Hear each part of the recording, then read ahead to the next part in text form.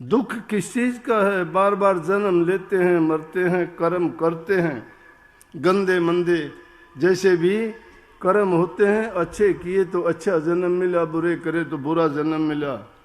लेकिन प्रभु की भक्ति करी तो जन्म मरण का सिलसिला ही खत्म जब हो गया, तो अमर होना है कि ना जन्म लेंगे ना मरेंगे। इसको छोटे मायने में सोचते हैं कि अमर हो जाने का मतलब ये है कि हम सदा इस देह रूप में जिंदा रहेंगे। नहीं, ये देह तो एक गुब्बारा है, ये तो एक 5 तत्व से बनी हुई मशीन है। इसमें बोलने वाला तोता प्रभु की दी हुई रूह आत्मा है, वो उसकी अंश है। ये जर्जर हो जाता है, वो छोड़ के चली जाती है, लेकिन इसमें रहते हुए जो कर्म कमाते हैं वो कर्म फल हम बनाते हैं। ये शरीर अमर नहीं होता, 5 तत्व और 3 गुण से निर्मित है। वो 5 तत्व अलग अलग बिखर जाते हैं जब समय आता है। लिखते हैं रोजाना, सुनते पढ़ते भी हो, किसी के जाने के बाद भी कहते हो, अखबार में निकलवाते हो, कार्ड छपवाते हो, कहते हैं कि वो 5 तत्व में विलीन हो गया। 5 तत्व मिट्टी, जल, अग्नि, वायु, आकाश हैं, और उनके सब के मेल से हमारा शरीर बना है।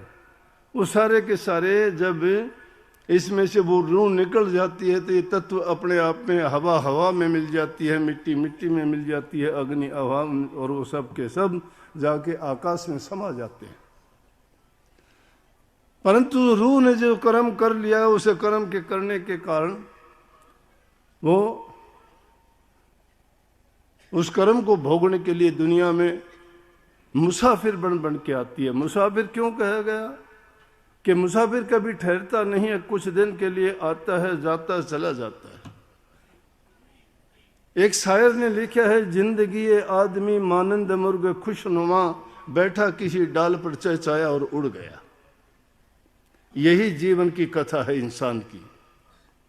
ये एक उस पक्षी की भांति है, मानंद मुर्गमुस एक पक्षी की भांति है। ये किसी पेड़ की डाल पर कुछ समय के लिए बैठता है, चहचहाता है। दुनिया में हम वही तो करते हैं, क्या नई बात है? ऐसा ही करते हैं और फिर छोड़ के चले जाते हैं, उड़ जाते हैं। ये कहानी है हमारी, लेकिन फिर भी समझते नहीं हैं। दुनिया में रहते हुए मेरा मेरी आपा धापी माया के खेल में, काल की जेड़ में ऐसे उलझे हैं कि हमारी बुद्धि को हर लिया भूल जाते हैं। बड़ी ठगनी है माया, लूट लेती है सबको। बड़े बड़ों को ठगया इसने, राजे महाराजाओं को, फकीरों को।